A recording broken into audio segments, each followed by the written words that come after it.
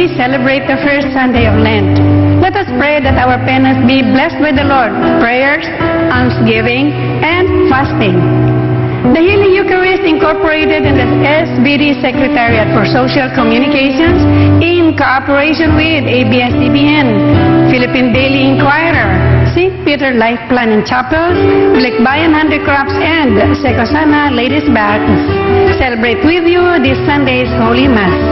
Our Mass presider, let us welcome him joyfully, Reverend Father Emil Lim, SBD. Let's all rise now and start our celebration. Praise God.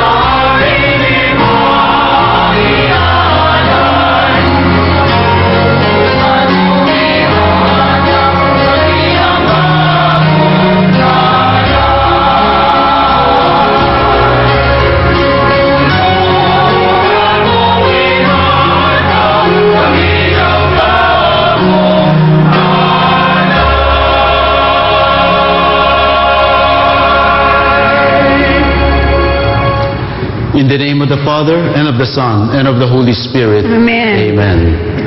May the grace of our Lord Jesus Christ, the love of God the Father, and the fellowship of the Holy Spirit be with you all. And with your spirit. Good morning po to everybody, to those who are in the studio today, and good morning to all those who are joining us nationwide, worldwide, nawa sa ating po pagdiriwang ng banal na misa ngayong unang linggo ng Kwaresma, first Sunday of Lent. Amen. And also the Heart's Day. Happy Valentine's po to everybody. Batiin nga po natin yung ating kapwa at katabi. Happy Valentine's! Happy Valentine's! Bago tayo makalimot sa isa't isa. Happy Valentine's, brothers! And now po, dahil po ang Lent is a preparation for the celebration and commemoration of the Passion of our Lord Jesus Christ, maghanda po tayo sa pamamagitan ng pagsisisi ng ating mga kasalanan. Let us look into our hearts, and for whatever sins we might have committed against God or against our brothers and sisters, let us humbly ask God to forgive us.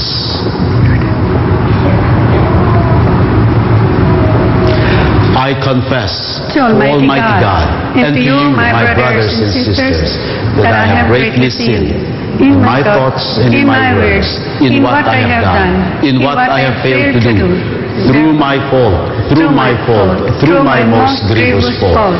Therefore, I ask Blessed Mary, ever Virgin, all the angels and saints, and you, my brothers and sisters, to pray for me to the Lord our God. May Almighty God have mercy on us, forgive us our sins, and bring us to everlasting life. Amen.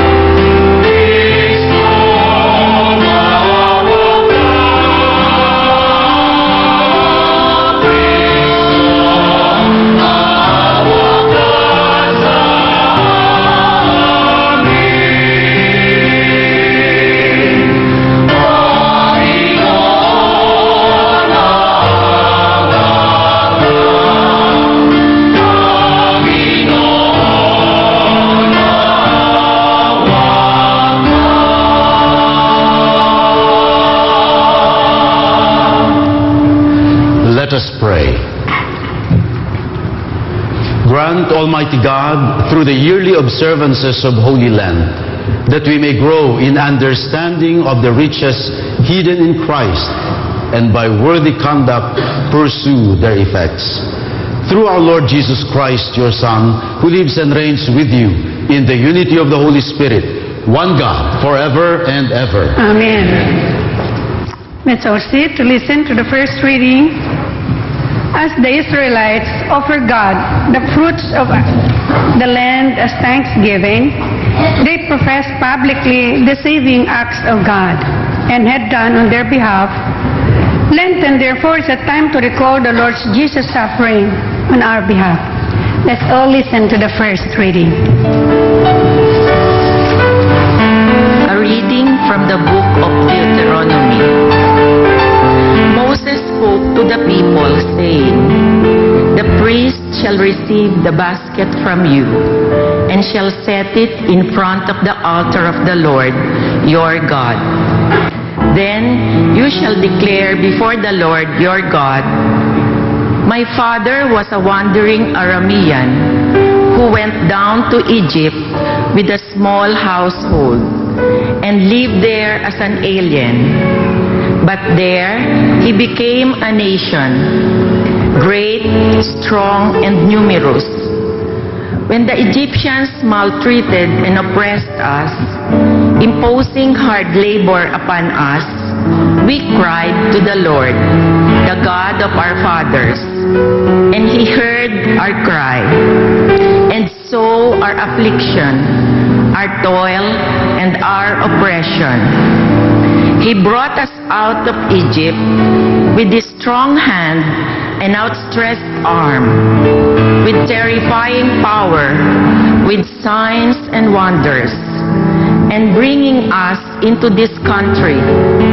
He gave us this land flowing with milk and honey.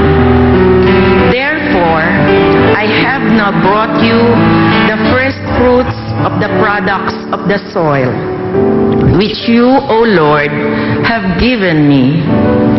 And having set them before the Lord your God, you shall bow down in His presence." The word of the Lord. Thanks be to God. Our response, "Be with me, Lord, when I am in trouble." Please repeat.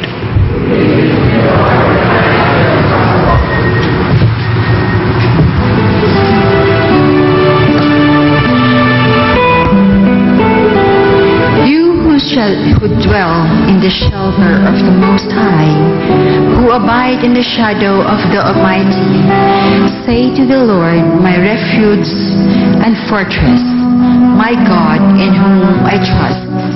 Be with me, Lord, when I am in trouble. No evil shall befall you, nor shall affliction come near your tent. For to His angels He has given command that they guard you in all your ways. Be with me, Lord, when I am in trouble. Upon their hands they shall bear you up, lest you dash your foot against the stone. You shall tread upon the asp and the viper. You shall trample down the lion and the dragon. Be with me, Lord, when I am in trouble. Because He clings to me, I will deliver him. I will set him on high, because he acknowledges my name. He shall call upon me, and I will answer him. I will be with him in distress. I will deliver him and glorify him. Be with me, Lord, when I am in trouble. Our second reading. The Apostle Paul exhorts us to place our faith and confidence in the Lord Jesus, who suffered and died and was raised from the dead for our salvation. Let's listen to our second reading.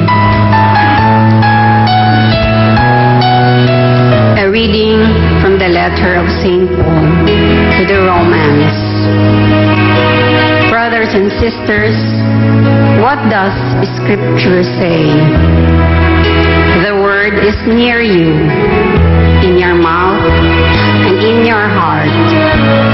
That is, word of faith that we preach. For you, if you confess with your mouth that Jesus is Lord and believe in your heart that God raised him from the dead, you will be saved. For one believes with the heart and so is justified, and one confesses with the mouth and so is saved. For the scripture says, no one who believes in him will be put to shame. For there is no distinction between Jew and Greek. The same Lord is Lord of all, enriching all who call upon him. For everyone who calls on the name of the Lord will be saved. The word of the Lord. Thanks be to God. Let us all rise.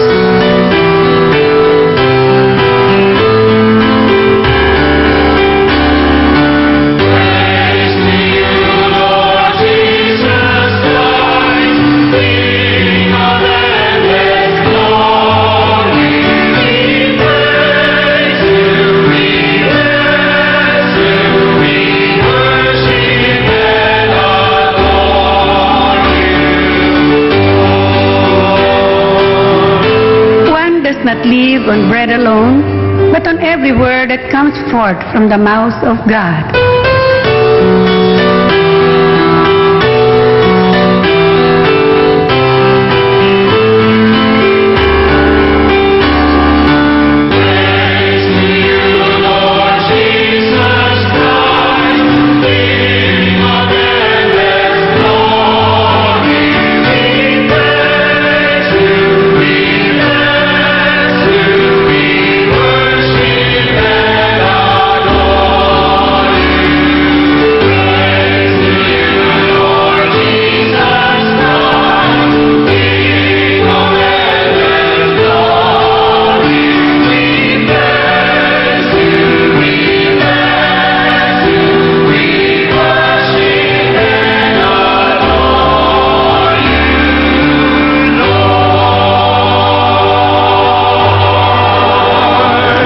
The Lord be with you. And with your spirit.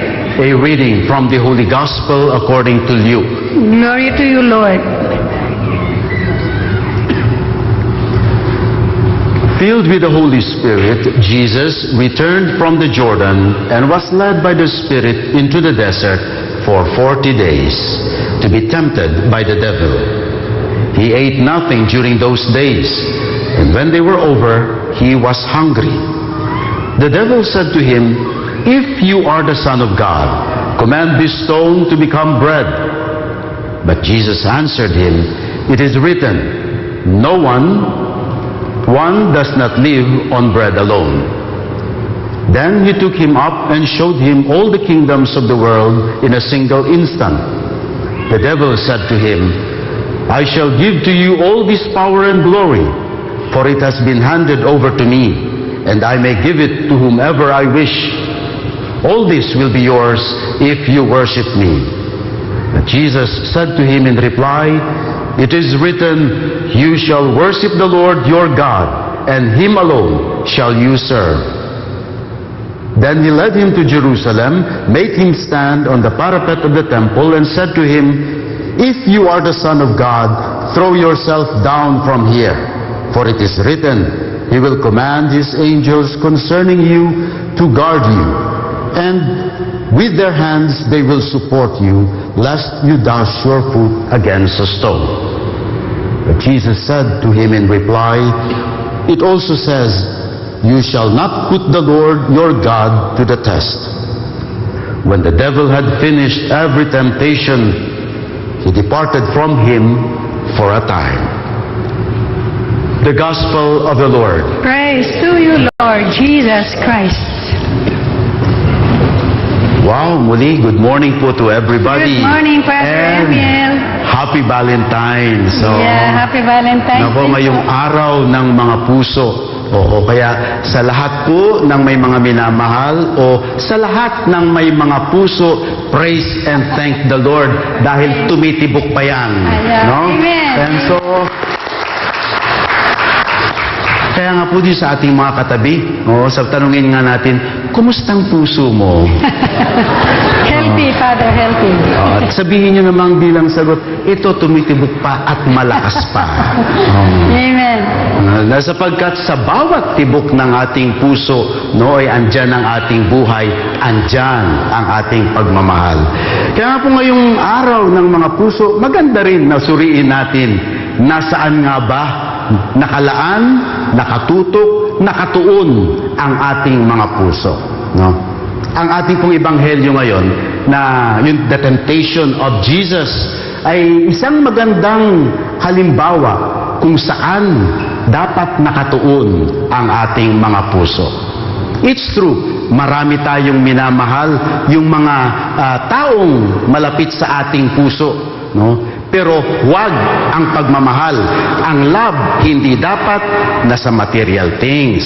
Hindi dapat nasa salapi. Hindi dapat sa kapangangailangan ng katawan. Hindi po yan ang tuon ng Valentine's. Ang puso ay para sa mga minamahal sa buhay. Ang puso para sa Panginoon.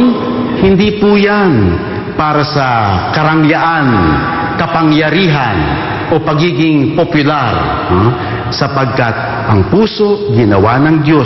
Sabi nga may kabiyak. Diba ang tawag na yung mga mag-aasawa ay kabiyak ng puso?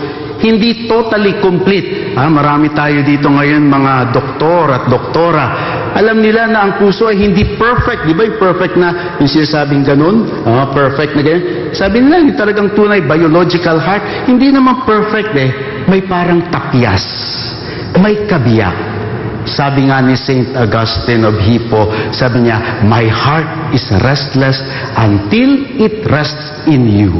Ang ating puso, ibinigay ng Panginoon para din sa Kanya, para sa kapwa. Hindi sa mga ilang bagay. Suriin po natin ang ating ebanghelyo ngayon. The temptation of Jesus. Jesus had 3 temptations. And mind you, itong mga temptation na ibinigay sa ating Panginoon, if you think about it, hindi naman talaga masama Turn the stone into bread. Gutom ka. Masama ba sa isang taong gutom kumain? Ang ating Panginoon is on a mission to save the world. And here is the devil offering him, you worship me and you see all this kingdom of the world, itong lahat ng kayamanan ng daigdig, mapapasayo. All what you have to do, kneel down and worship me. What a lie. No? What a lie. Because all in life is not about what the body needs. All in life is not what you can put in a bank account. Hindi po lamang yan ang bahay, ang kotse, ang lahat ng karangyaan at kayamanan ng daigdig. Of course not. Those are not the most important things. And so we go back to that original question that we have, this araw ng mga puso, nasaan ang ating puso? When Jesus was tempted on the desert, remember, it was the desert. Gutom, pagod, nag-iisa ang ating Panginoon. He has so many excuses, supposed to be excuses sa lahat ng mga temptation na binato sa Kanya. Siguro may masabi rin sa Kanya, after all, kailangan mo naman After all, nag-iisa ka pa naman And most importantly, after all, wala namang nakakaalam.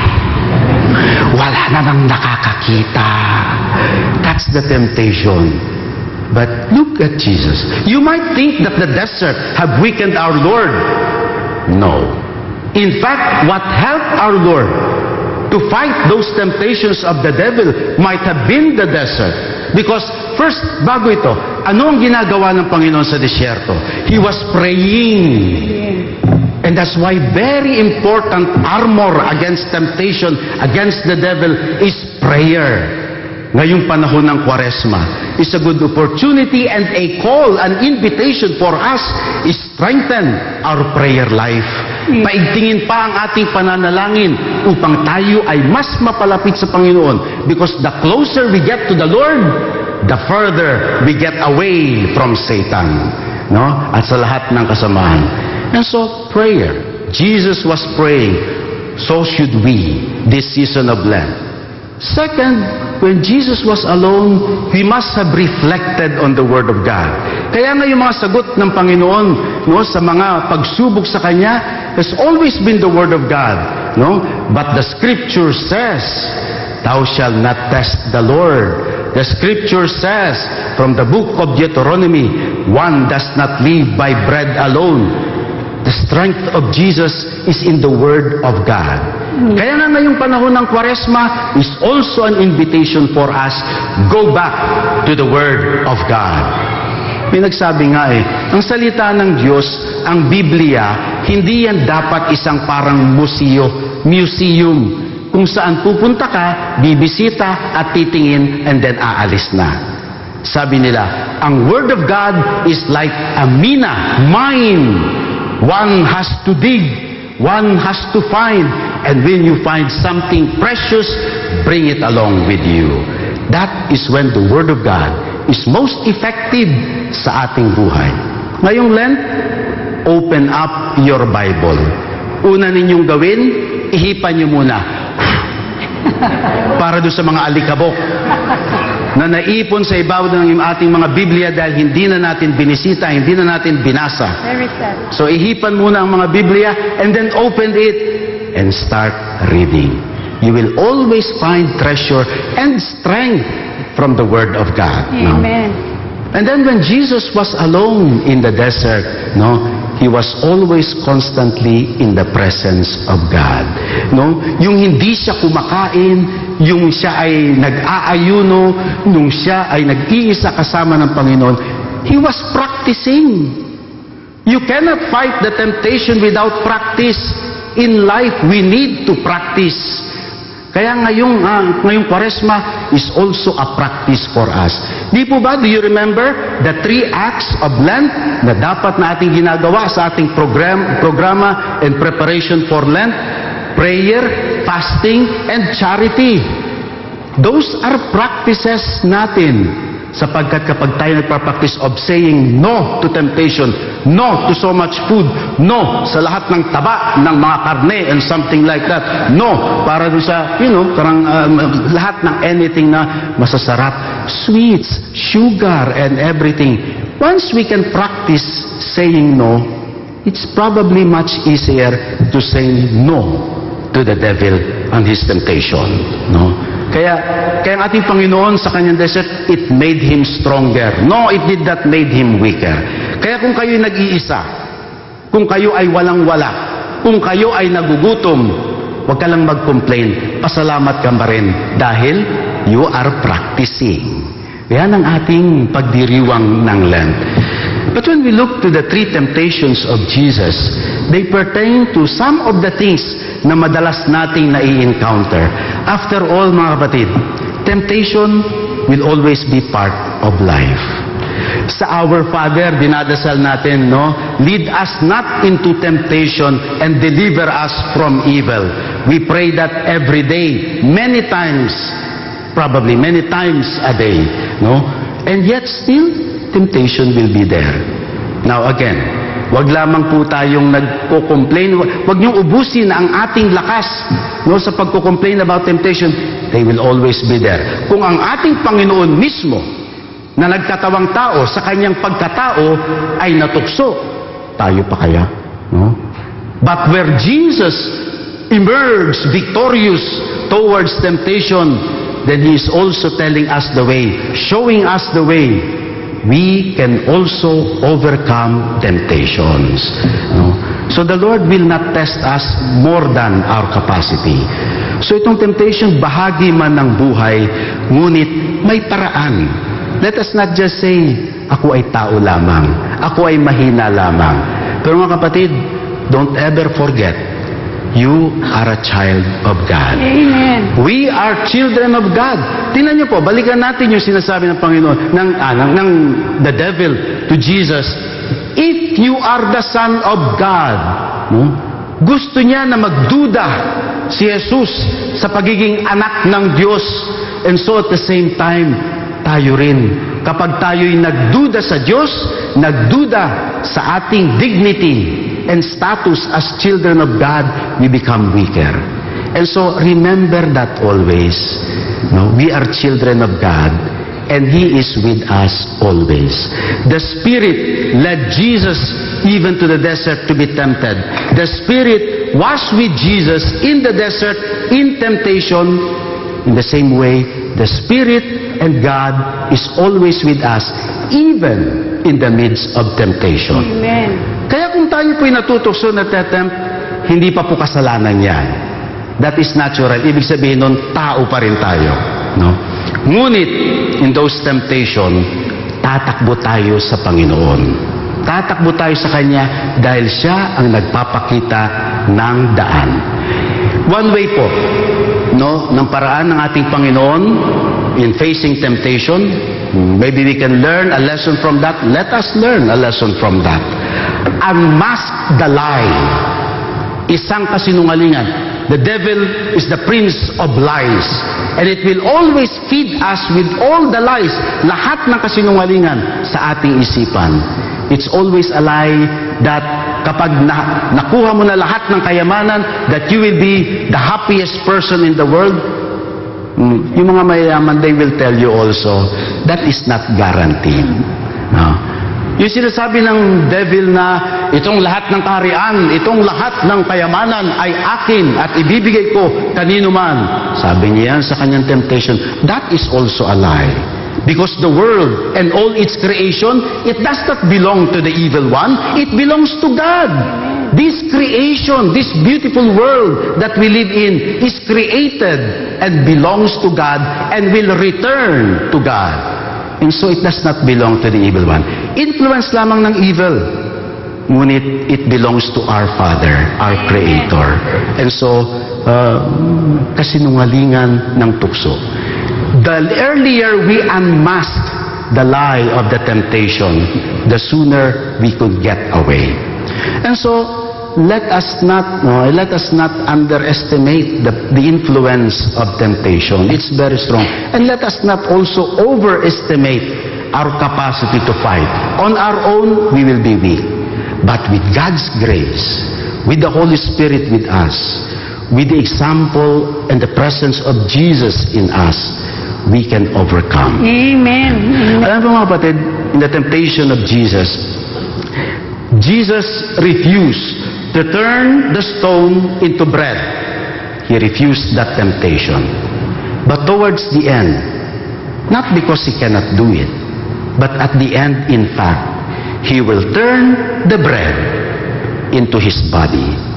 In the Eucharist, he turned the bread into his body to be our strength and food. Amen. In the temptation of Jesus, he refused to worship the devil, to submit himself to the evil one. But at the end, Jesus in Gethsemane will surrender himself.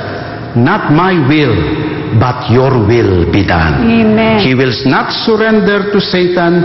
He only surrenders his will and his body to the Father for our sake. At the temptation of Jesus, Jesus refused to jump from the parapet of the temple. He refused to fall from there para lang maging bida. But at the end, at the cross, Jesus will jump and fall into the hands of God. When He says, "Into your hands I commit my spirit." So Jesus knows where His heart lies. He knows where His life is for. It is for the Father. Let it be for us as well. Amen. As we continue the celebration of the Eucharist and the celebration of Valentine, dear brothers and sisters, let us ask that question once again. Where is our heart? Amen. Kanino nakasalalay ang ating buhay? Kanino nakatuon? Let it be for God alone. Amen. And the devil, with all his influence, will not win over us. Because with the grace of God, we can always overcome. Amen.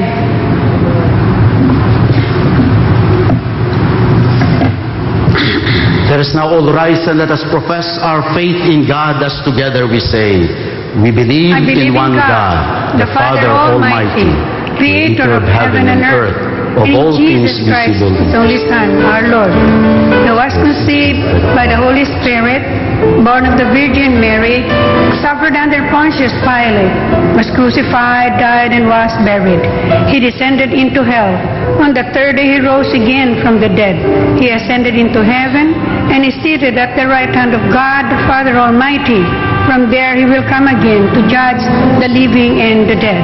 I believe in the Holy Spirit, the Holy Catholic Church, the communion of saints, the forgiveness of sins, the resurrection of the body, and life everlasting. Amen. Dear brothers and sisters, like Jesus who was tempted in the desert, let us ask the Lord to accompany us in the various temptations in life so that we will always overcome them. In a special way, we lift up to God the Father our needs and petitions for the particular needs of Filipino migrants everywhere, this Sunday being National Migrants Day. And so with confidence, we pray for every petition. Lord, strengthen us with your love. Lord, strengthen us with your love.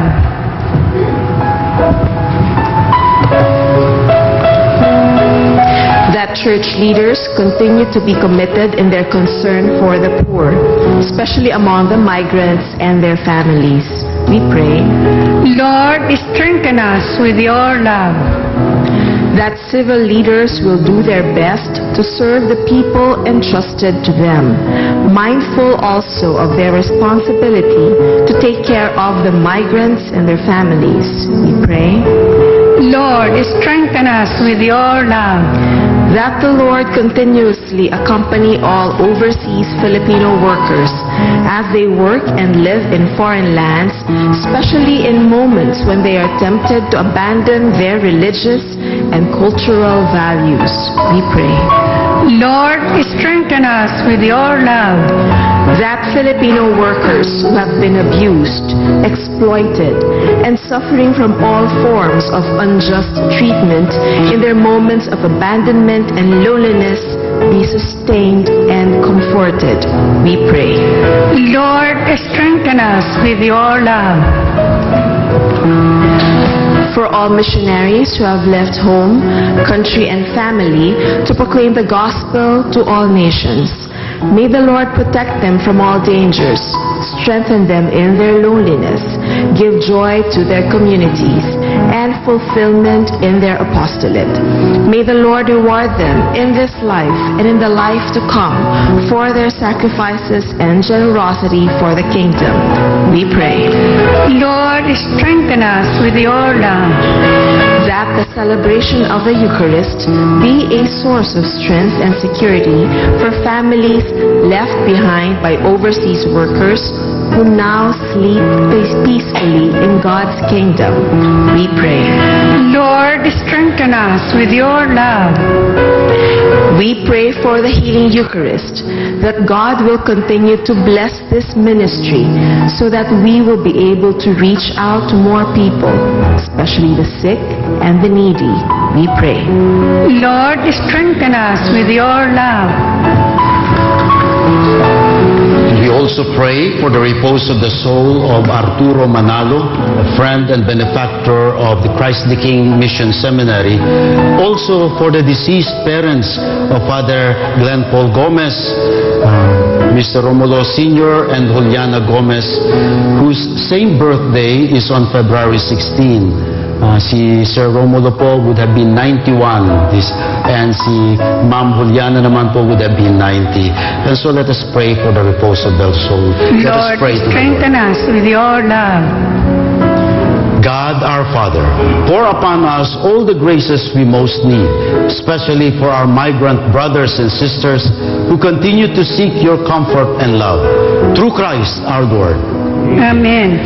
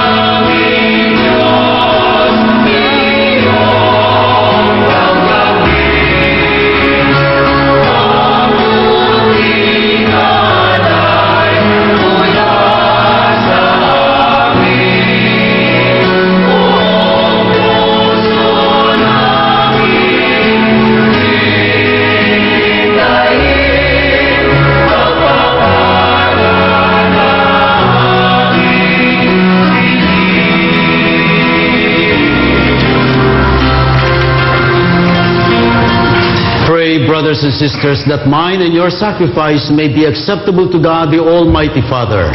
May the Lord accept the sacrifice at your hands for the praise and glory of His name, for our good and the good of all His holy church. Give us the right dispositions, O Lord, we pray, to make these offerings, for with them we celebrate the beginning of this venerable and sacred time. Through Christ our Lord. Amen. The Lord be with you. And with your spirit, Lift up your hearts. we lift them up to the Lord. Let us give thanks to the Lord our God. It is right and just. It is truly right and just, our duty and our salvation, always and everywhere to give you thanks, Lord, Holy Father, Almighty and eternal God, through Christ our Lord. By abstaining 40 long days from earthly food, He consecrated through His fast the pattern of our Lenten observance, and by overturning all the snares of the ancient serpent, taught us to cast out the leaven of malice, so that celebrating worthily the Paschal mystery, we might pass over at last to the eternal Paschal feast. And so, with the company of angels and saints, as we sing the hymn of your praise, without end we acclaim.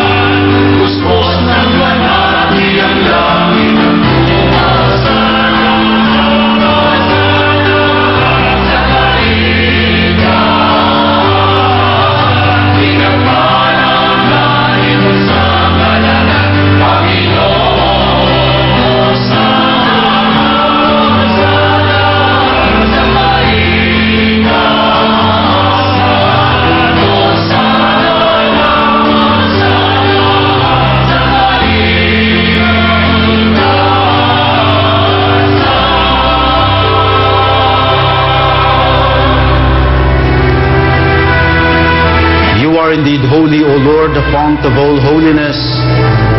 Make holy, therefore, these gifts, we pray, by sending down your Spirit upon them like the dewfall, so that they may become for us the body and blood of our Lord Jesus Christ. At the time He was betrayed and entered willingly into His passion, He took bread, giving thanks, broke it, and gave it to His disciples, saying, "Take this, all of you, and eat of it, for this is my body, which will be given up for you." Praise you, Jesus. Praise you, Jesus. Praise you, Jesus. Praise you, Jesus. My Lord, my God.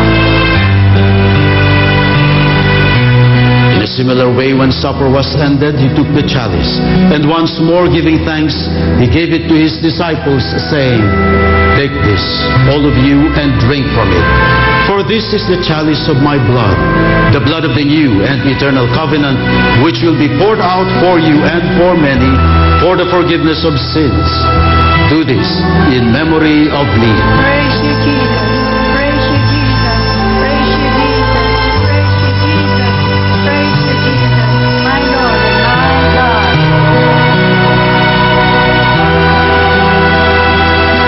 The mystery of faith.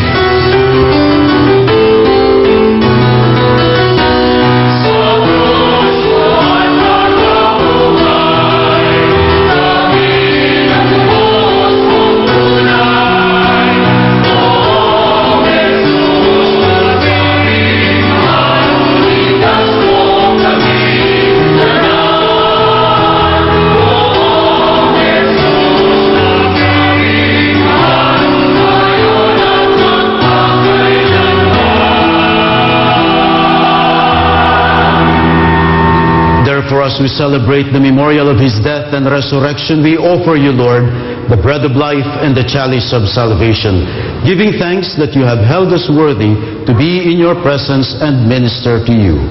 Humbly we pray that, partaking of the body and blood of Christ, we may be gathered into one by the Holy Spirit. Remember, Lord, your church is spread throughout the world, and bring her to the fullness of charity, together with Francis, our Pope, Onesto, our Bishop, and all the clergy. Remember also our brothers and sisters who have fallen asleep in the hope of the resurrection, and all who have died in your mercy. Welcome them into the light of your face. Have mercy on us all, we pray, that with the Blessed Virgin Mary, Mother of God, Blessed Joseph, her spouse, with the blessed apostles, Saint Jude Thaddeus, our patron, and all the saints, Saints Arnold Janssen and Joseph Reinademetz, who have pleased you throughout the ages, we may merit to be co-heirs to eternal life, and may praise and glorify you through your Son, Jesus Christ. Through Him, and with Him, and in Him, O God, Almighty Father, in the unity of the Holy Spirit, all glory and honor is yours, forever and ever.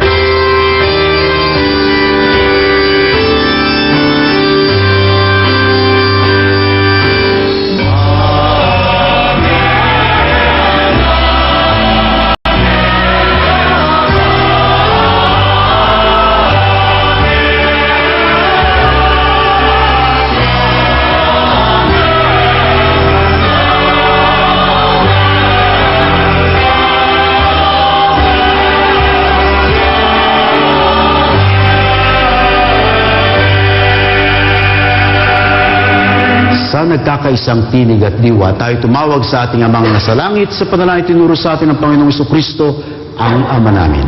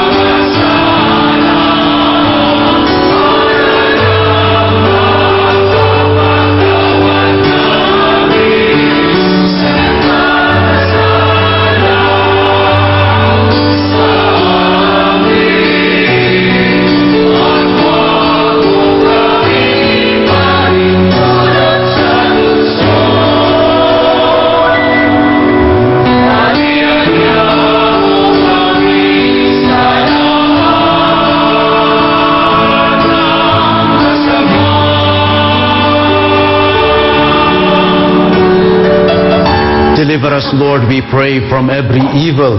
Graciously grant peace in our days, that by the help of your mercy, we may be always free from sin and safe from all distress, as we await the blessed hope and the coming of our Savior, Jesus Christ.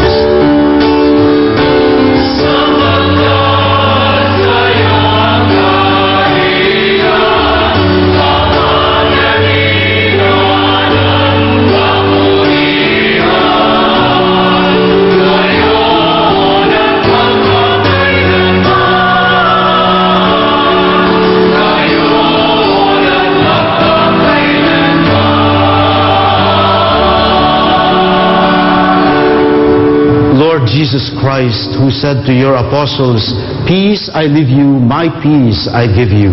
Lord, please look not on our sins, but on the faith of your church, and graciously grant her peace and unity in accordance with your will, who live and reign forever and ever. Amen. The peace of the Lord be always with you. And with your spirit. And let us offer each other the sign of peace. Peace to Be everybody. with you, peace, Father. Peace be with you. Peace be with you.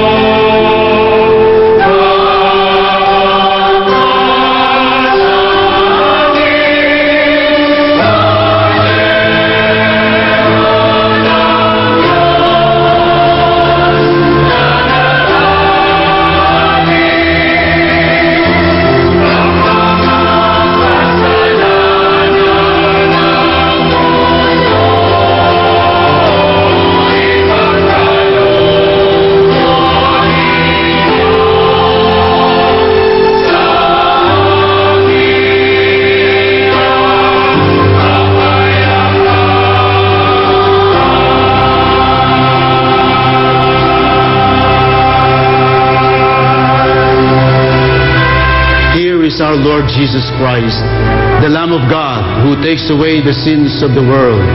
Blessed are those called to the supper of the Lamb. Lord, I am not worthy that you should enter under my roof, but only say the word, and my soul shall be healed.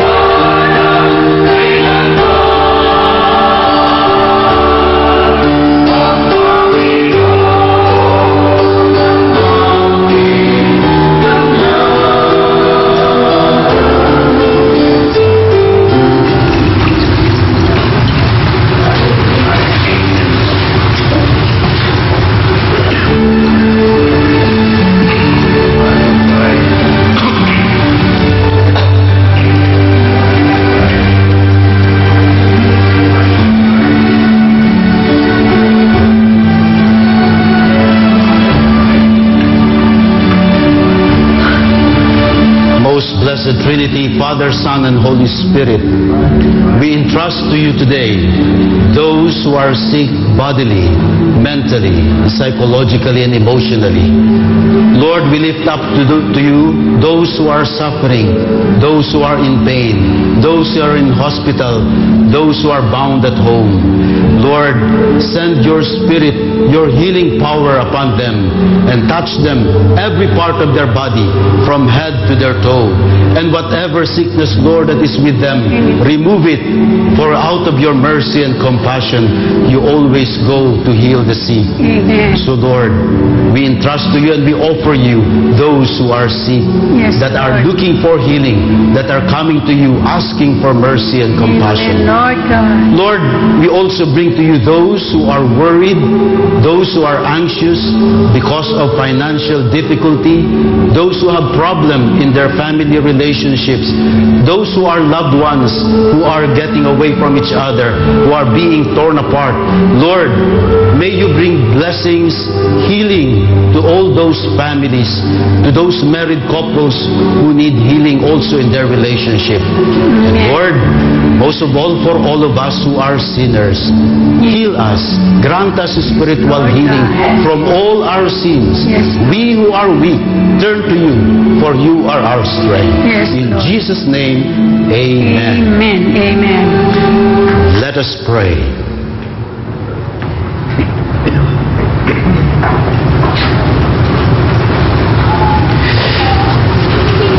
Lord, renewed now with heavenly bread, by which faith is nourished, hope increased, and charity strengthened, We pray, O Lord, that we may learn to hunger for Christ, the true and living bread, and strive to live by every word which proceeds from your mouth.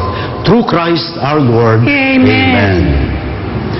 Once again, I'd like to thank the Healing Eucharist, Father Glenn Paul Gomez, who is now with the group in Bukidnon for their pilgrimage. And thank you to our choir.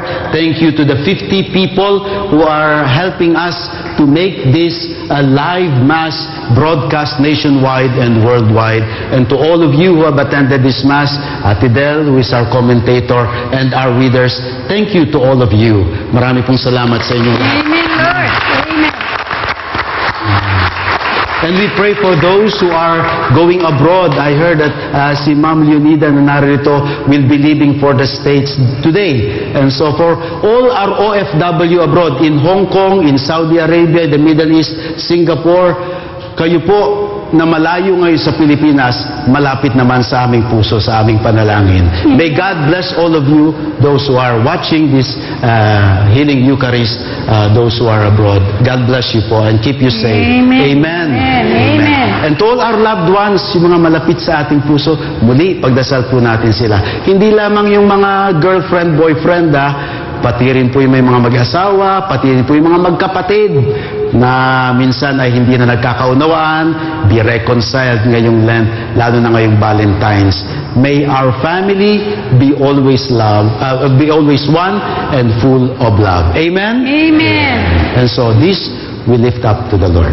The Lord be with you. And with your spirit. Bow your heads and pray for God's blessing. May bountiful blessing, O Lord, we pray, come down upon your people, that hope may grow in tribulation, virtue be strengthened in temptation, and eternal redemption be assured. Through Christ our Lord. Amen. And may the blessing of the Almighty God come upon you, the Father, the Son, and the Holy Spirit. Amen. Amen. Our Mass has been offered. Go in the love and the peace of Christ. Thanks and have a be good to Sunday. God. Hallelujah. Praise God. Praise the Lord. Hallelujah. Praise God.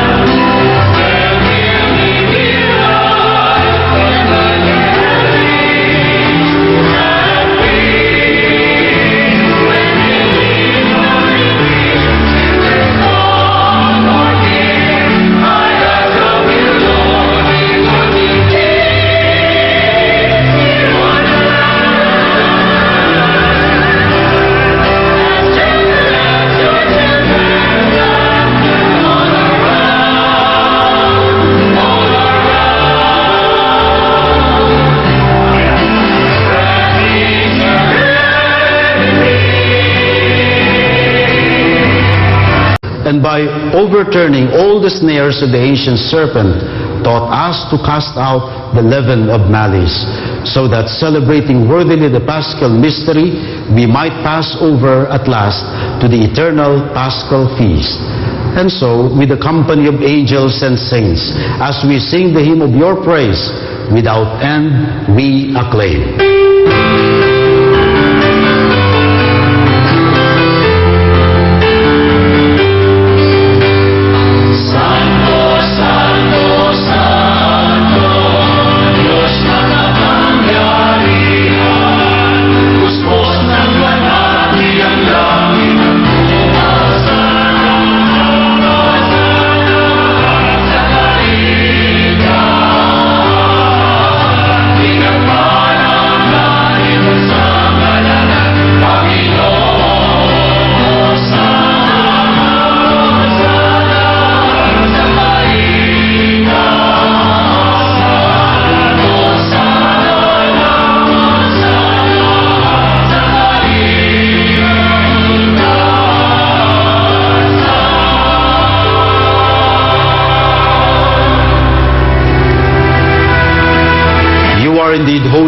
Lord, the fount of all holiness, make holy therefore these gifts, we pray, by sending down your Spirit upon them like the dewfall, so that they may become for us the body and blood of our Lord Jesus Christ. At the time he was betrayed and entered willingly into his passion, he took bread, and giving thanks, broke it, and gave it to his disciples, saying, "Take this, all of you, and eat of it, for this is my body, which will be given up for you." Praise you, Jesus. Praise you, Jesus. Praise you, Jesus. Praise you, Jesus. My Lord, my God.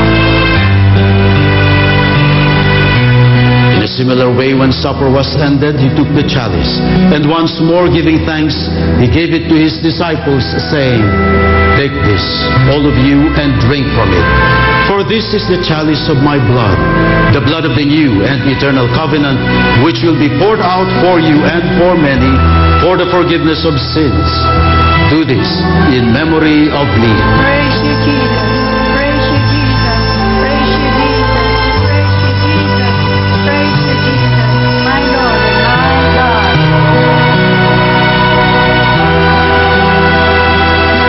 The mystery of faith.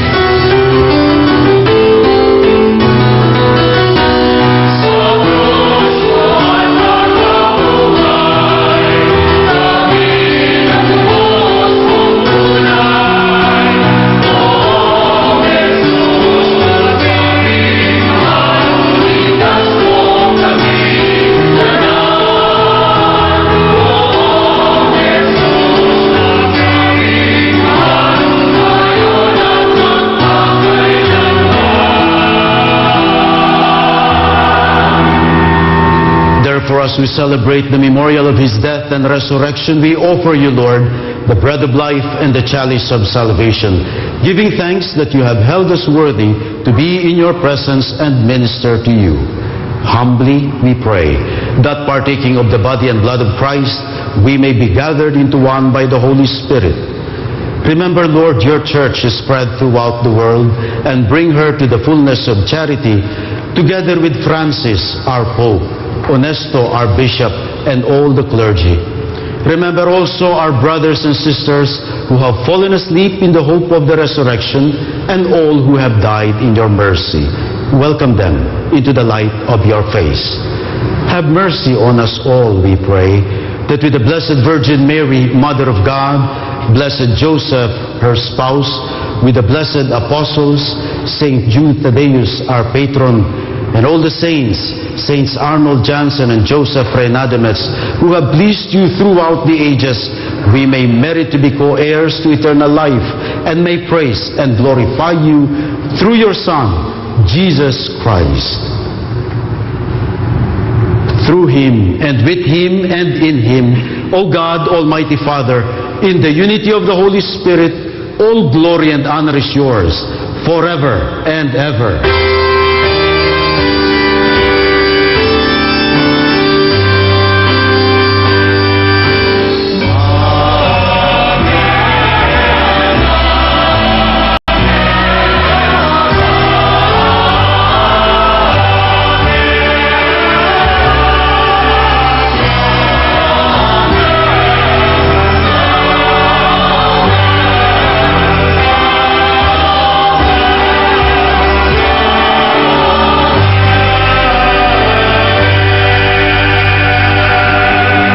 Sa nagkakaisang tinig at diwa, tayo tumawag sa ating Amang nasa langit sa panalangin tinuro sa atin ng Panginoong Jesucristo, ang Ama namin. Amen.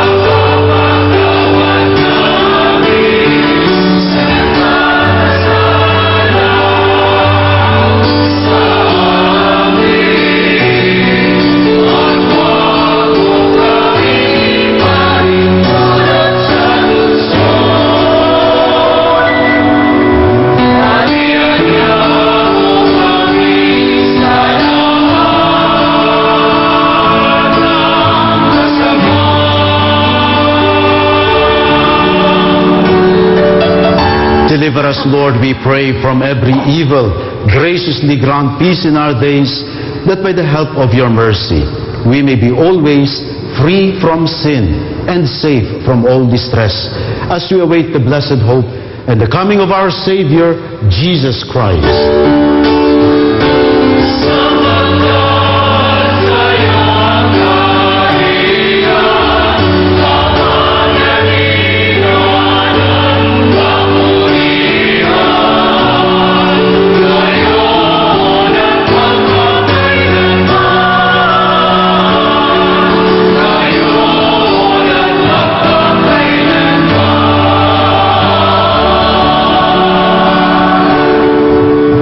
Jesus Christ, who said to your apostles, "Peace I leave you, my peace I give you." Lord, please look not on our sins, but on the faith of your church, and graciously grant her peace and unity in accordance with your will, who live and reign forever and ever. Amen. The peace of the Lord be always with you. And with your spirit. And let us offer each other the sign of peace. Peace to Be everybody. with you, peace, Father. Peace be with you. Peace be with you.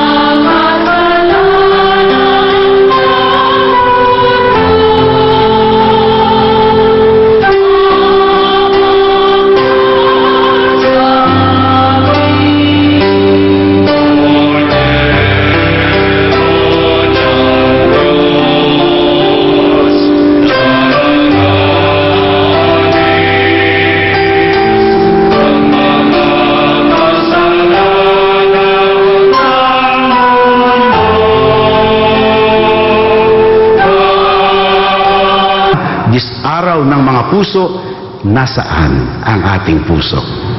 When Jesus was tempted on the desert, remember, it was the desert. Gutom, pagod, nag-iisa ang ating Panginoon. He has so many excuses, supposed to be excuses, sa lahat ng mga temptation na binato sa Kanya. Siguro may masabi rin sa Kanya, after all, kailangan mo naman eh. After all, nag-iisa ka pa naman eh. And most importantly, after all, wala namang nakakaalam. Wala namang nakakakita. That's the temptation. But look at Jesus. You might think that the desert have weakened our Lord. No. In fact, what helped our Lord to fight those temptations of the devil might have been the desert. Because first, bago ito, ano ang ginagawa ng Panginoon sa disyerto? He was praying. And that's why very important armor against temptation, against the devil, is prayer. Ngayong panahon ng Kwaresma is a good opportunity and a call, an invitation for us is strengthen our prayer life. Paigtingin pa ang ating pananalangin upang tayo ay mas mapalapit sa Panginoon. Because the closer we get to the Lord, the further we get away from Satan. No? At sa lahat ng kasamahan. And so, prayer. Jesus was praying. So should we this season of Lent. Second, when Jesus was alone, he must have reflected on the Word of God. Kaya nga yung mga sagot ng Panginoon, no, sa mga pagsubok sa Kanya, has always been the Word of God. No? But the Scripture says, "Thou shalt not test the Lord." The Scripture says, from the book of Deuteronomy, "One does not live by bread alone." The strength of Jesus is in the Word of God. Kaya nga ngayong panahon ng Kwaresma is also an invitation for us, go back to the Word of God. May nagsabi nga ang salita ng Diyos, ang Biblia, hindi yan dapat isang parang museum, kung saan pupunta ka, bibisita at titingin and then aalis na. Sabi nila, ang Word of God is like a mine. One has to dig, one has to find, and when you find something precious, bring it along with you. That is when the Word of God is most effective sa ating buhay. Ngayong Lent, open up your Bible. Una ninyong gawin, ihipan nyo muna. Para doon sa mga alikabok na naipon sa ibabaw ng ating mga Biblia dahil hindi na natin binisita, hindi na natin binasa. Very sad. So ihipan muna ang mga Biblia and then open it and start reading. You will always find treasure and strength from the Word of God. No? Amen. And then when Jesus was alone in the desert, He was always constantly in the presence of God. Yung hindi siya kumakain, yung siya ay nag-aayuno, yung siya ay nag-iisa kasama ng Panginoon, He was practicing.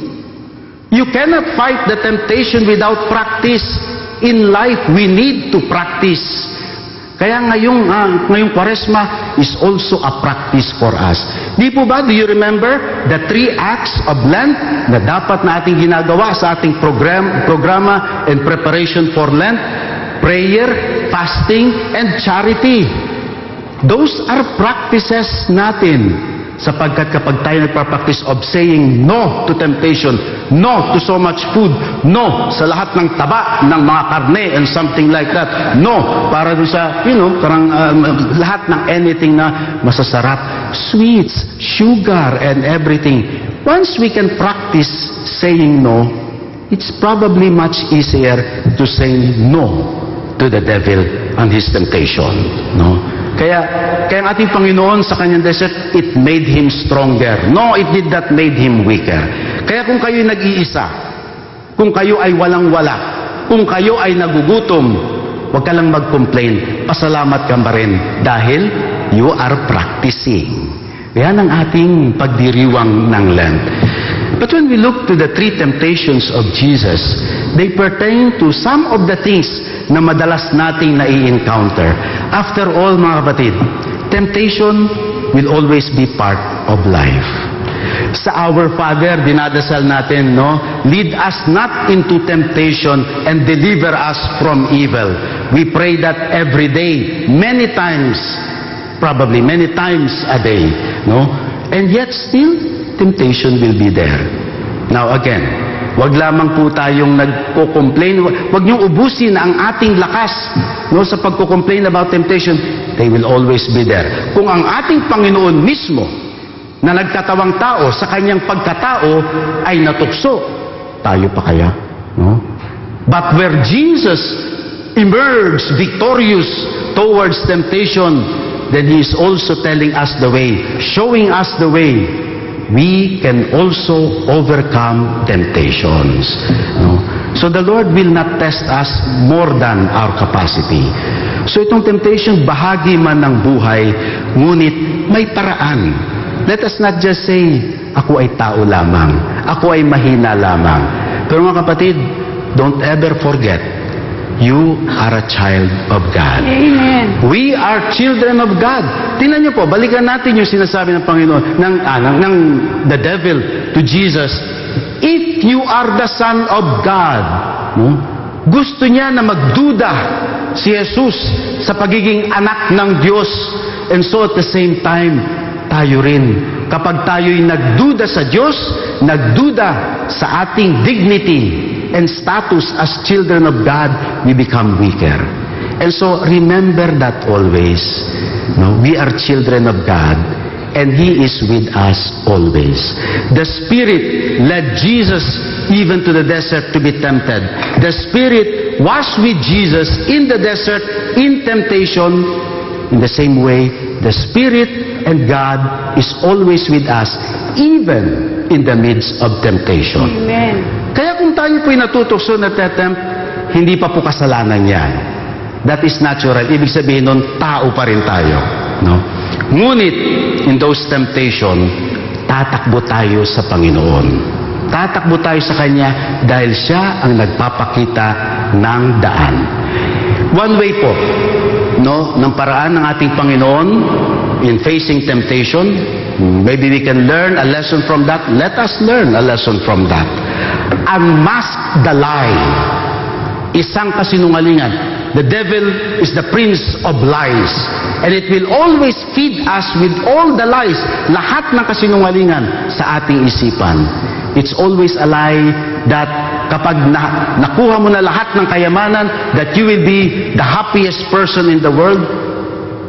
Yung mga mayayaman, they will tell you also, that is not guaranteed. No. Yung sinasabi ng devil na itong lahat ng kaharian, itong lahat ng kayamanan ay akin at ibibigay ko kanino man. Sabi niya yan sa kanyang temptation. That is also a lie. Because the world and all its creation, it does not belong to the evil one. It belongs to God. This creation, this beautiful world that we live in is created and belongs to God and will return to God. And so it does not belong to the evil one. Influence lamang ng evil. Ngunit it belongs to our Father, our Creator. And so, kasinungalingan ng tukso. The earlier we unmask the lie of the temptation, the sooner we could get away. And so, let us not underestimate the influence of temptation. It's very strong. And let us not also overestimate our capacity to fight. On our own, we will be weak. But with God's grace, with the Holy Spirit with us, with the example and the presence of Jesus in us, we can overcome. Amen. Alam mo mga kapatid, in the temptation of Jesus refused to turn the stone into bread. He refused that temptation. But towards the end, not because he cannot do it, but at the end, in fact, he will turn the bread into his body. In the Eucharist, he turned the bread into his body to be our strength and food. Amen. In the temptation of Jesus, he refused to worship the devil, to submit himself to the evil one. But at the end,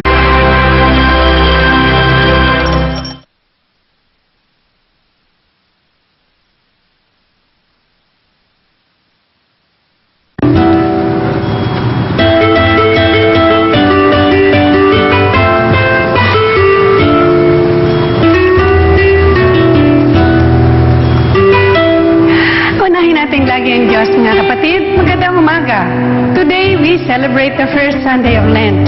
Let us pray that our penance be blessed by the Lord, prayers, almsgiving, and fasting. The Healing Eucharist incorporated in the SBD Secretariat for Social Communications in cooperation with ABS-CBN, Philippine Daily Inquirer, St. Peter Life Plan and Chapels, Balikbayan Handicrafts, and Sekosana Ladies Bath celebrate with you this Sunday's Holy Mass. Our Mass presider, let us welcome him joyfully, Reverend Father Emil Lim, SBD. Let's all rise now and start our celebration. Praise God.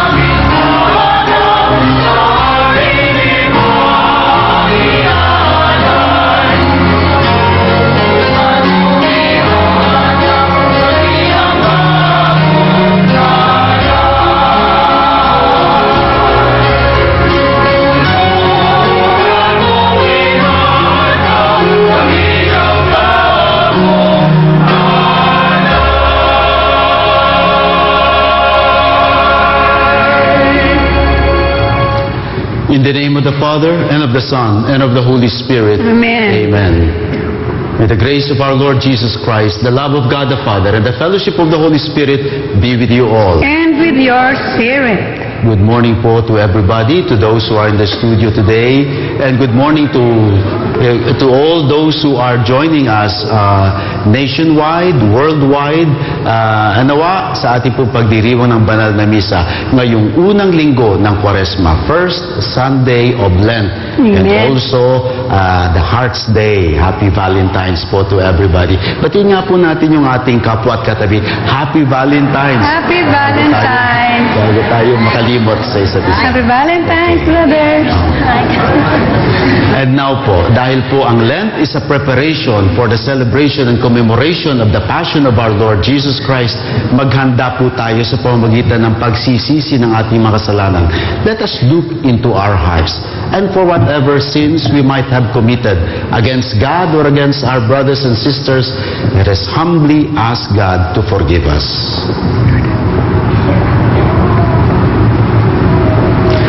I confess to Almighty God and to you, my brothers and sisters, that I have greatly sinned in my thoughts and in my words, in what I have done, in what I have failed to do, through my fault, through my most grievous fault. Therefore, I ask Blessed Mary, ever Virgin, all the angels and saints, and you, my brothers and sisters, to pray for me to the Lord our God. May Almighty God have mercy on us, forgive us our sins, and bring us to everlasting life. Amen.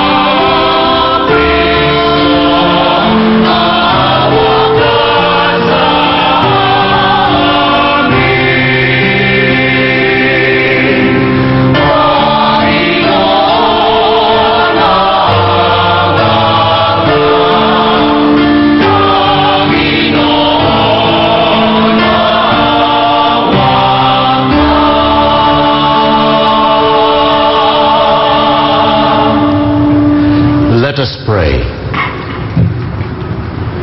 Grant, Almighty God, through the yearly observances of Holy Lent, that we may grow in understanding of the riches hidden in Christ, and by worthy conduct pursue their effects.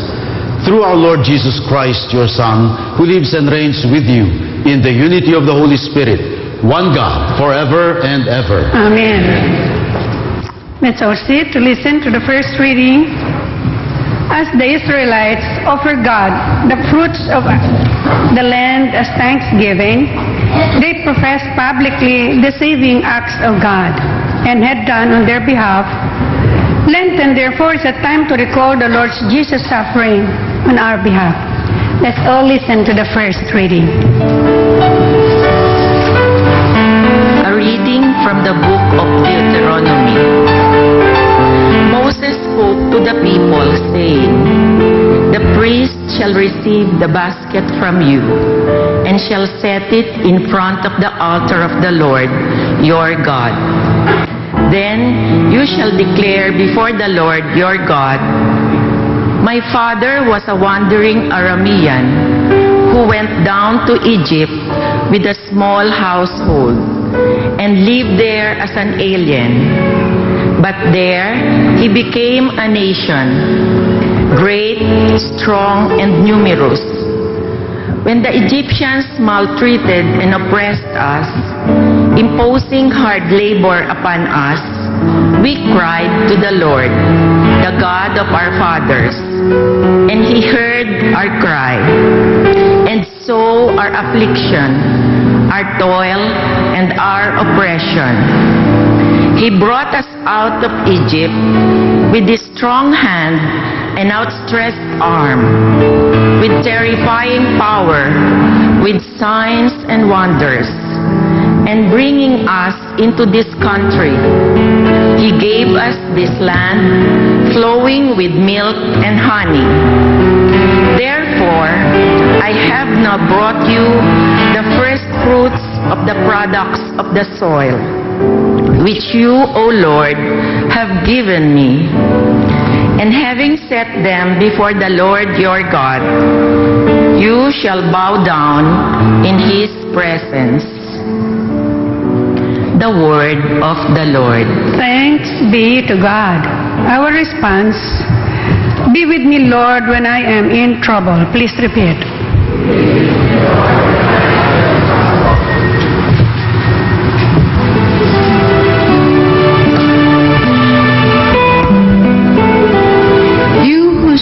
Who dwell in the shelter of the Most High, who abide in the shadow of the Almighty, say to the Lord, my refuge and fortress, my God in whom I trust. Be with me, Lord, when I am in trouble. No evil shall befall you, nor shall affliction come near your tent. For to His angels He has given command that they guard you in all your ways. Be with me, Lord, when I am in trouble. Upon their hands they shall bear you up, lest you dash your foot against the stone. You shall tread upon the asp and the viper.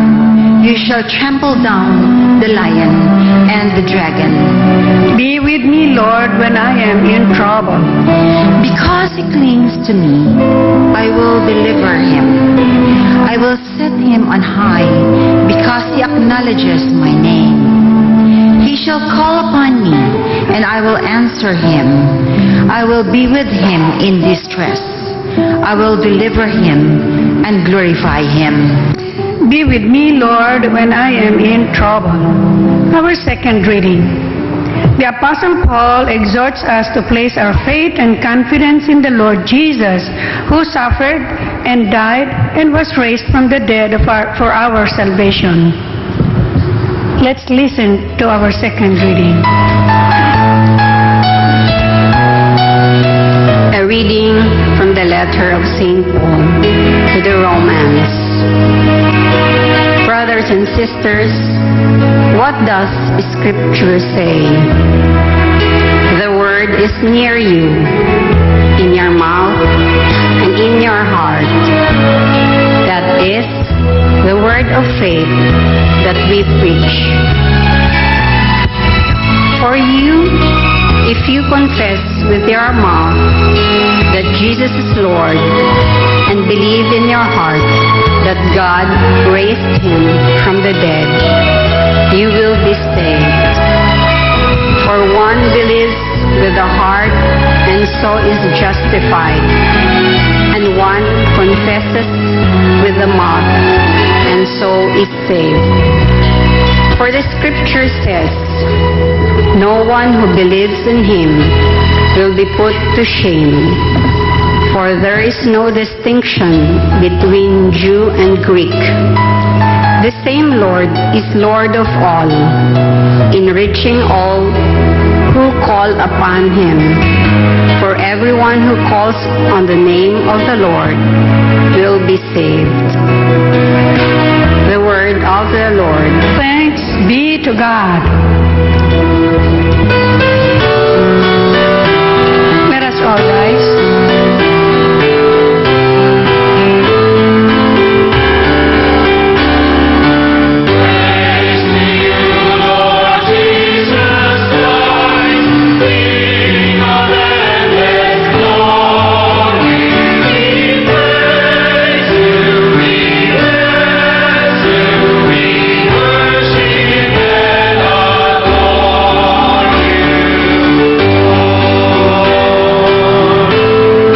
Not live on bread alone, but on every word that comes forth from the mouth of God.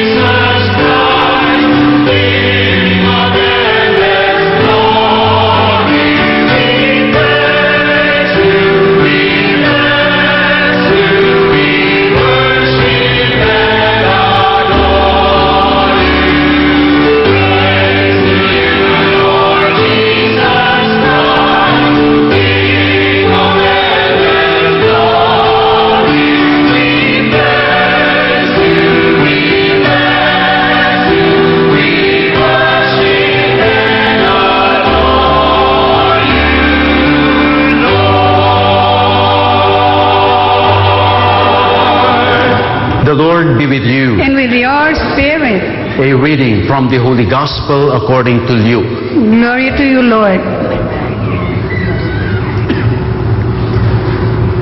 Filled with the Holy Spirit, Jesus returned from the Jordan and was led by the Spirit into the desert for 40 days to be tempted by the devil. He ate nothing during those days, and when they were over, he was hungry. The devil said to him, "If you are the Son of God, command this stone to become bread." But Jesus answered him, "It is written, one does not live on bread alone." Then he took him up and showed him all the kingdoms of the world in a single instant. The devil said to him, "I shall give to you all this power and glory, for it has been handed over to me, and I may give it to whomever I wish. All this will be yours if you worship me." But Jesus said to him in reply, "It is written, you shall worship the Lord your God, and him alone shall you serve." Then he led him to Jerusalem, made him stand on the parapet of the temple, and said to him, "If you are the Son of God, throw yourself down from here. For it is written, he will command his angels concerning you to guard you, and with their hands they will support you, lest you dash your foot against a stone." But Jesus said to him in reply, "It also says, you shall not put the Lord your God to the test." When the devil had finished every temptation, he departed from him for a time. The Gospel of the Lord. Praise to you, Lord Jesus Christ. Wow, muli, good morning po to everybody. Good morning, Pastor And Emil. Happy Valentine's. So, Happy Valentine's Nako, Day ngayong po. araw ng mga puso. Oo, kaya sa lahat po ng may mga minamahal o sa lahat ng may mga puso, praise and thank the Lord dahil tumitibok pa yan. No? Amen. And so, kaya nga po din sa ating mga katabi, sa tanungin nga natin, kumustang puso mo? Healthy, Father, healthy. At sabihin nyo namang bilang sagot, ito tumitibok pa at malakas pa. Amen. Sapagkat sa bawat tibok ng ating puso, ay andyan ang ating buhay, andyan ang ating pagmamahal. Kaya nga po ngayong araw ng mga puso, maganda rin na suriin natin, nasaan nga ba nakalaan, nakatutok, nakatuon ang ating mga puso. No? Ang ating pong ebanghelyo ngayon, na yung The Temptation of Jesus, ay isang magandang halimbawa kung saan dapat nakatuon ang ating mga puso. It's true, marami tayong minamahal, yung mga taong malapit sa ating puso, no? Pero huwag ang pagmamahal. Ang love, hindi dapat nasa material things. Hindi dapat nasa salapi. Hindi dapat sa kapangangailangan ng katawan. Hindi po yan ang tuon ng Valentine's. Ang puso ay para sa mga minamahal sa buhay. Ang puso para sa Panginoon, hindi po yan para sa karangyaan, kapangyarihan, o pagiging popular, sapagkat ang puso ginawa ng Diyos. Sabi nga may kabiyak.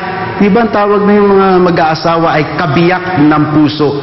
Hindi totally complete. Marami tayo dito ngayon mga doktor at doktora. Alam nila na ang puso ay hindi perfect. Di ba yung perfect na yung sinasabing ganun? Perfect na ganyan. Sabi nila, yung talagang tunay biological heart, hindi naman perfect May parang tapyas.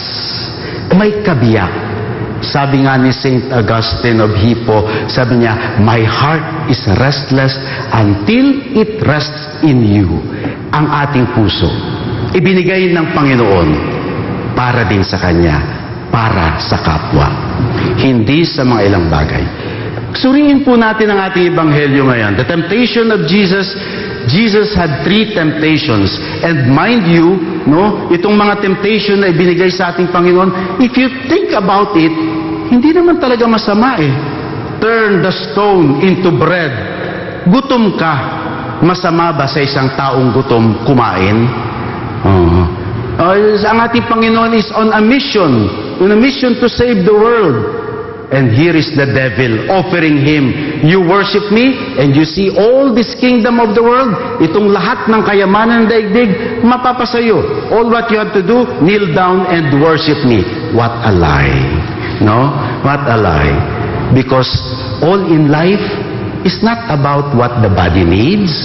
All in life is not what you can put in a bank account. Hindi po lamang yan ang bahay, ang kotse, ang lahat ng karangyaan at kayamanan ng daigdig. Of course not.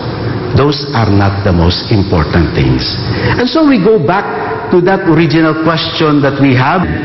Jesus in Gethsemane will surrender himself. Not my will, but your will be done. Amen. He will not surrender to Satan. He only surrenders his will and his body to the Father for our sake. At the temptation of Jesus, Jesus refused to jump from the parapet of the temple. He refused to fall from there para lang maging bida.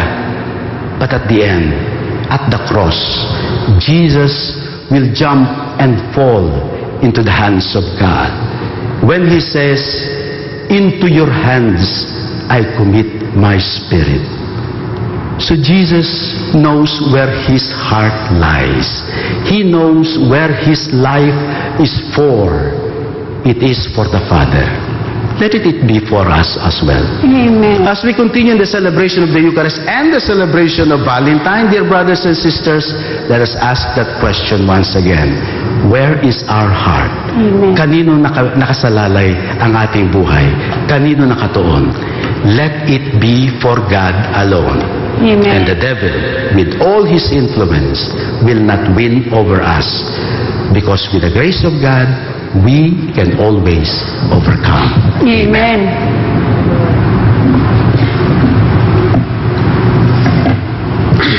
Let us now all rise and let us profess our faith in God as together we say, we believe, I believe in one God, the Father Almighty, Creator of heaven and earth, of and all Jesus things Christ, visible. His only Son, our Lord, who was conceived by the Holy Spirit, born of the Virgin Mary, suffered under Pontius Pilate, was crucified, died, and was buried. He descended into hell. On the third day he rose again from the dead. He ascended into heaven and is seated at the right hand of God, the Father Almighty. From there he will come again to judge the living and the dead. I believe in the Holy Spirit, the Holy Catholic Church, the communion of saints, the forgiveness of sins, the resurrection of the body, and life everlasting. Amen. Dear brothers and sisters, like Jesus who was tempted in the desert, let us ask the Lord to accompany us in the various temptations in life so that we will always overcome them. In a special way, we lift up to God the Father our needs and petitions for the particular needs of Filipino migrants everywhere, this Sunday being National Migrants Day. And so with confidence, we pray for every petition. Lord, strengthen us with your love.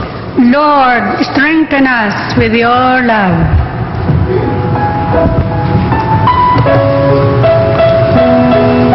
That church leaders continue to be committed in their concern for the poor, especially among the migrants and their families. We pray. Lord, strengthen us with your love. That civil leaders will do their best to serve the people entrusted to them, mindful also of their responsibility to take care of the migrants and their families. We pray. Lord, strengthen us with your love. That the Lord continuously accompany all overseas Filipino workers as they work and live in foreign lands, especially in moments when they are tempted to abandon their religious and cultural values. We pray.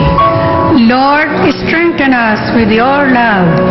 That Filipino workers who have been abused, exploited, and suffering from all forms of unjust treatment in their moments of abandonment and loneliness be sustained and comforted. We pray. Lord, strengthen us with your love. for all missionaries who have left home, country, and family to proclaim the gospel to all nations. May the Lord protect them from all dangers, strengthen them in their loneliness, give joy to their communities, and fulfillment in their apostolate.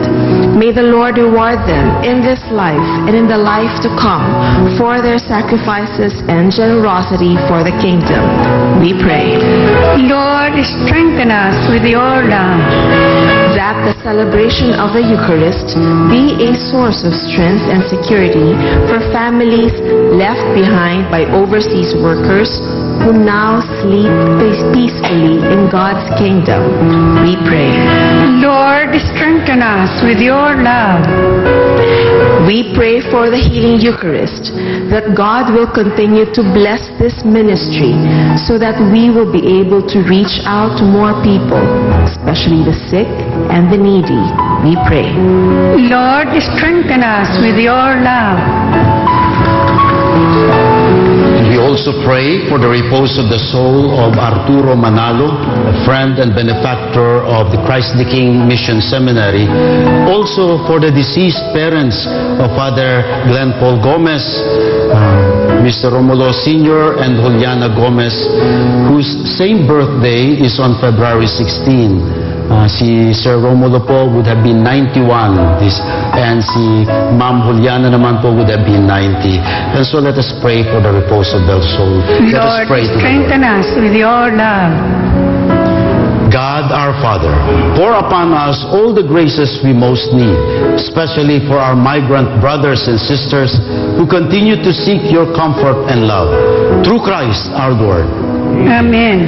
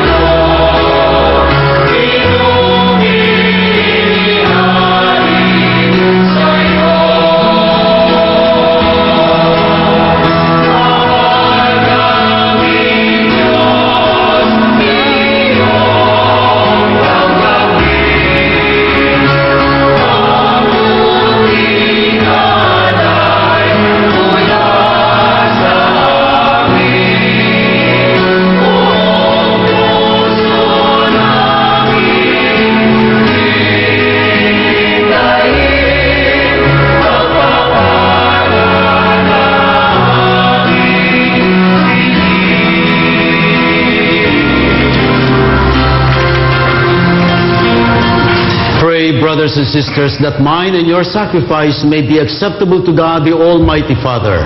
May the Lord accept the sacrifice at your hands for the praise and glory of His name, for our good and the good of all His holy church. Give us the right dispositions, O Lord, we pray, to make these offerings, for with them we celebrate the beginning of this venerable and sacred time. Through Christ our Lord. Amen. The Lord be with you. And with your spirit, Lift up your hearts. we lift them up to the Lord. Let us give thanks to the Lord our God. It is right and just. It is truly right and just, our duty and our salvation, always and everywhere to give you thanks, Lord, Holy Father, Almighty and eternal God, through Christ our Lord. By abstaining 40 long days from earthly food, He consecrated through His fast the pattern of our Lenten observance,